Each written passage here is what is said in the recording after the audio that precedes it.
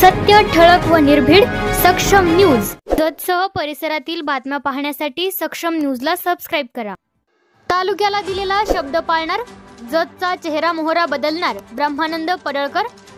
संपूर्ण महाराष्ट्रात लक्ष लागून राहिलेल्या जत मतदारसंघात आमदार गोपीचंद पडळकर यांनी मोठ्या फरकाने विजय मिळवला आहे।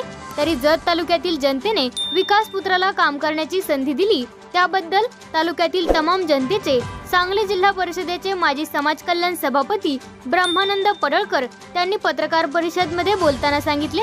पडळकर पुढे म्हणाले की तालुक्यातील जनतेने आम्हाला भरभरून प्रेम दिले, त्याची उतराई होणे शक्य नाही, परंतु विकासाचा अजेंडा घेऊन तालुक्यातील शेवटच्या घटकांना न्याय देण्याचा प्रामाणिकपणे प्रयत्न करू।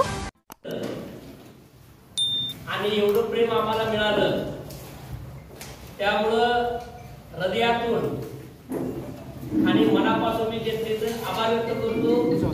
जनतेनं विकास पुत्राला इथं जन्म घातलेला आहे आणि आमची पडळकर बंधूंची जबाबदारी आहे या तालुक्यातल्या शेवटच्या घटकाला न्याय द्यायची आमची जबाबदारी आहे आणि आम्ही ती 100% पार पाडू। खरं तर आजपर्यंत आपण बघितलं असेल, आमदार साहेबांच्या माध्यमातून आपण गेले 1 वर्ष साहेब या तालुक्यामध्ये फिरते, या तालुक्यातल्या प्रत्येक प्रश्नावर त्यांनी अभ्यास केलेला आहे आणि त्यामुळे जनतेने आम्हाला एवढं भरभरून प्रेम दिलं। खरं तर जतकरांचं हे प्रेम बघून आम्ही भारावून गेलेलो आहे आणि हे प्रेम आमच्यावर तुम्ही असं ठेवावं। आम्ही सुद्धा जतेतील सर्व जनतेवर तुम्ही जेवढं आम्हाला प्रेम दिलंय त्याच्या दुप्पट तुमच्यावर आम्ही प्रेम देणार आहे। विकासाच्या बाबतीमध्ये कुणालाही एक नाही आणि दुसऱ्याला एक नाही होणार नाही।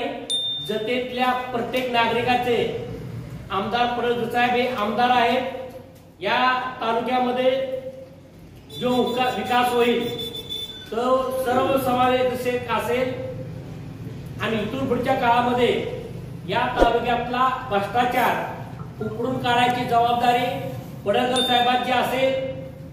खरं तर आम्ही ज्यावेळी इथं आलो त्यावेळी लोकांनी सांगितले की भूमिपुत्र पाहिजे, पण लोकांनी विकास पुत्राला महत्व दिलं आणि आमची आता जबाबदारी आहे की या तालुक्यामध्ये आम्हाला विकास करावा लागेल आणि तो आम्ही ताकदीनं या मतदारसंघाचा चेहरा मोहरा बदलू याची आम्हाला खात्री आहे।